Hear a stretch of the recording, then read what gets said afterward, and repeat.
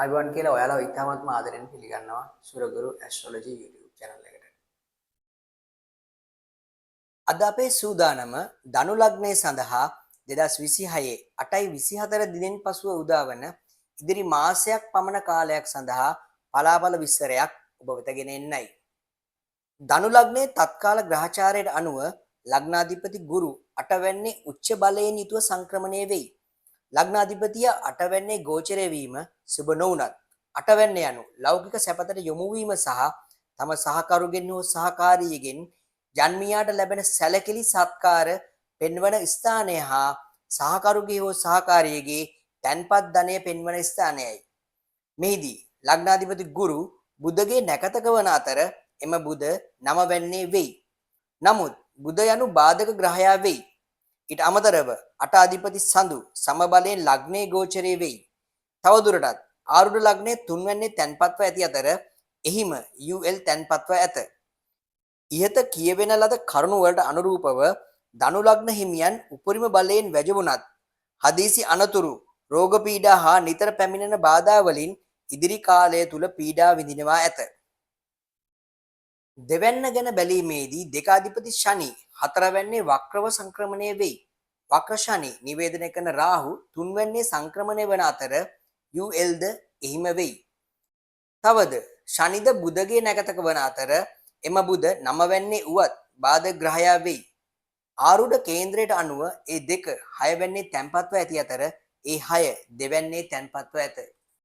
ඒ අනුව දෙවැන්න වඩා හොඳින් නිරීක්ෂණය කිරීමේදී ධනු ලග්න හිමියන්ට අලුත් ව්‍යාපාරවලට වියදම් කිරීම හා නව ආයෝජනයන් කිරීමට අනතුරුදායක කාලයක් වන අතර ඔවුන්ගේ තැන්පත් ධනයට සොරසතුරු පීඩා ඇති විය හැකි කාලයකි. එසේම බුද්ධිමත් නොවූ අයුරින් කරන වියහියදම් නිසා ධනු ලග්න හිමියන්ගේ තැන්පත් ධනය මුදල් නැති වී යාමේ අවදානමක්ද පවතී. දැන් අපි බලමු ධනු ලග්න හිමියන්ගේ තත්කාල කේන්ද්‍රයේ 3 වෙන්න කෙසේද කියා. 3 වෙන්න අධිපතිද ශනි නිසා සමාජගත වීමට යොමු වීමේදී නොයෙකුත් බාධක ගැටලු ඉදිරි කාලයේදී මතුවිය හැක. සහෝදර සහෝදරයන්ගෙන් ඈත්වීමක් හෝ ඔවුන් සමග ඇති සම්බන්ධයේ හීනවීමක් හෝ නැති වී යාමක් ඉදිරි දිනවලදී පෙන්වයි. මෙහිදී ඒ තුන පස්වැන්නේ තැන්පත්ව ඇතිවීමත් පහාධිපති කුජ 7 වෙන්නේ බාධක ස්ථානයේ තැන්පත්ව තිබීමත් මත ඊත කරුණු තවදුරටත් ප්‍රත්‍යක්ෂ කරයි. දැන් අපි ධනු ලග්න හිමියන්ගේ තත්කාල කේන්ද්‍රයේ 4 වෙන්නට අවධානය යොමු කරමු. 4 අධිපති ගුරු 8 වෙන්නේ උච්චව සංක්‍රමණය වෙයි. තවද ශනි ග්‍රහය වක්‍රව 4 වෙන්නේ සංක්‍රමණය වෙයි.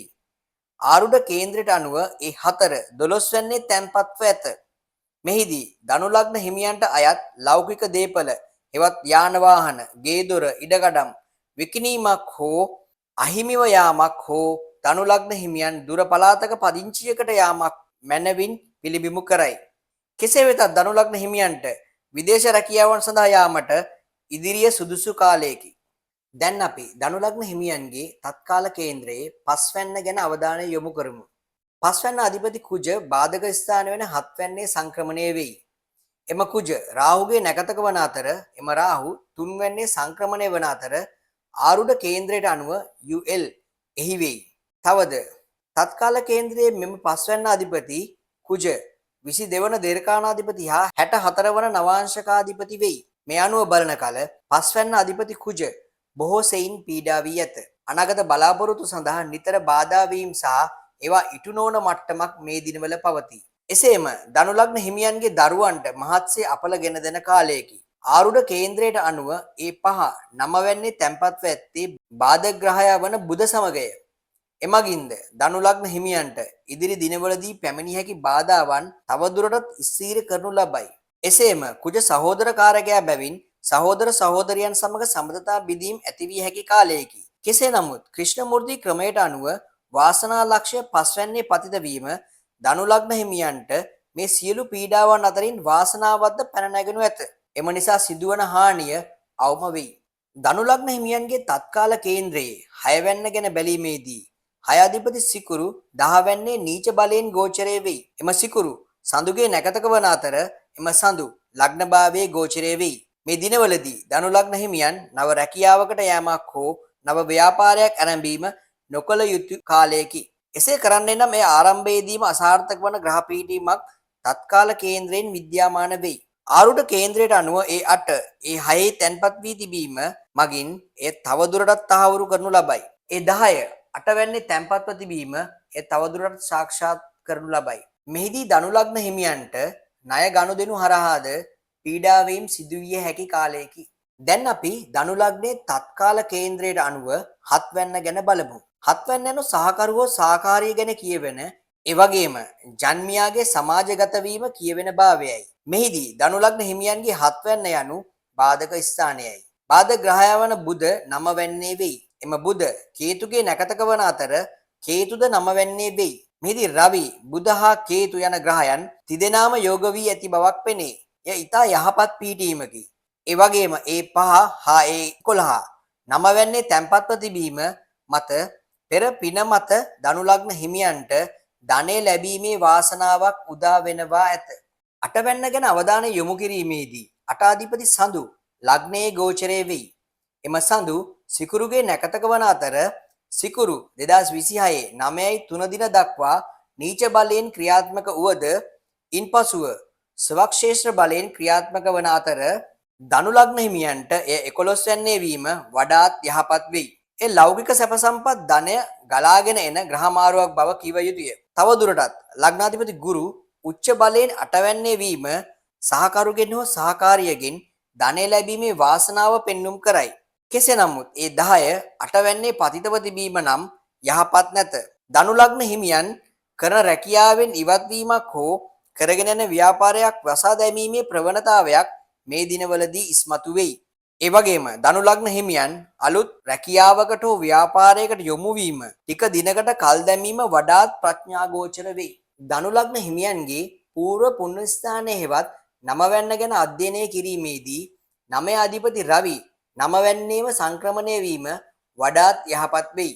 බාධක ග්‍රහය වන බුධ 9 සංක්‍රමණය වීම මත උසස් අධ්‍යාපනයට යම් බාධා පැමිණියත් සාර්ථක කරගත හැකි කාලයක් ඉදිරියේදී නිර්මාණය වී තිබේ. ඒ 5 9 පතිත වීම මත එය තවදුරටත් තහවුරු කරනු ලබයි. දැන් අපි ධනු ලග්න හිමියන්ගේ රැකියාව හෝ ව්‍යාපාරයේ සිදුවිය හැකි වෙනස්කම් තත්කාල ග්‍රහචාරයට අනුව අධ්‍යයනය කර බලමු. 10 වෙනි අධිපතිය බාධක ග්‍රහය වන බුධම වෙයි. එම බුධ 9 සංක්‍රමණය වන අතර එය 10 12 වෙයි. තවද සිකුරු නීච බලයෙන් යුතුව 2026 9.3 දින දක්වා 10 සංක්‍රමණය වෙයි. ආරූඪ ලග්නයට අනුව ඒ 10 8 වීම අනතුරුදායක පිහිටීමකි. මේ කරුණු අනුව ධනු ලග්න හිමියන්ගේ රැකියාවට හෝ ව්‍යාපාරයට ඉදිරි දින කිහිපයේදී නිතැනින්ම බාධා කරදර පමුණුවයි. ධනු ලග්න හිමියන්ගේ තත්කාල ග්‍රහ ගෝචරයට අනුව අයස්ථාන හෙවත් ධනය ලැබීමේ ස්ථානය වන 11 ගැන බැලීමේදී මිල මුදල් ලැබීම අතින් යම් බාධා ඇතිවත් පෙර පින් බලයෙන් ධනු ලග්න හිමියන්ට මුදල් වාසනාව ඇතිවෙනවා ඇත. ඒ 11 9 වීම එය තවදුරටත් තහවුරු කරනු ලබයි.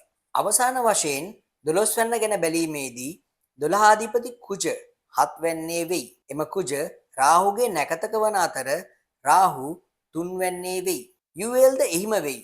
තවද කුජ යනු 22 වන දෙරකානාධිපති හා 64 වන නවාංශකාධිපති වෙයි. තවදුරටත් කුජ සංක්‍රමණය වන්නේ බාධක ස්ථානයේය.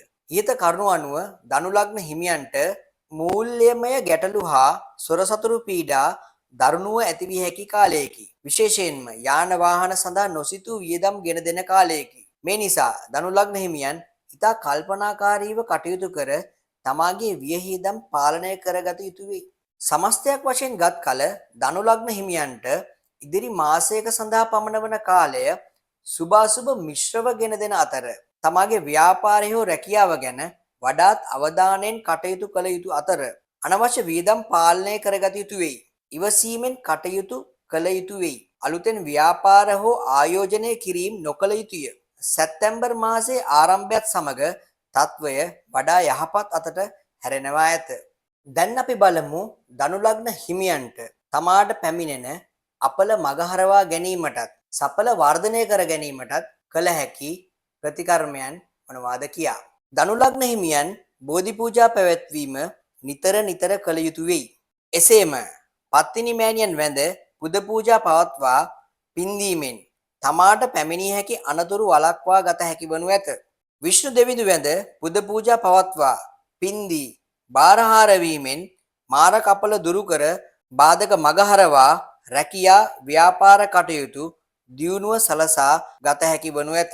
කතරගම දෙවිඳු වැඳ පුද පූජා පවත්වා පින්දී බාරහාර වීමෙන් ධනහානි සොරසතුරු පීඩා මගහරවා අනාගත බලාපොරොත්තු සාර්ථක කර ගැනීම කරගත හැකි වනු ඇත. ඒ වගේම ධනු ලග්න හිමියන්ට මහා සංඝරත්නය උදෙසා දානමාන දීමෙන් උපස්ථාන කිරීමෙන් තමාට පැමිණෙන අපල තවදුරටත් මගහරවා ගත හැකි වනු ඇත.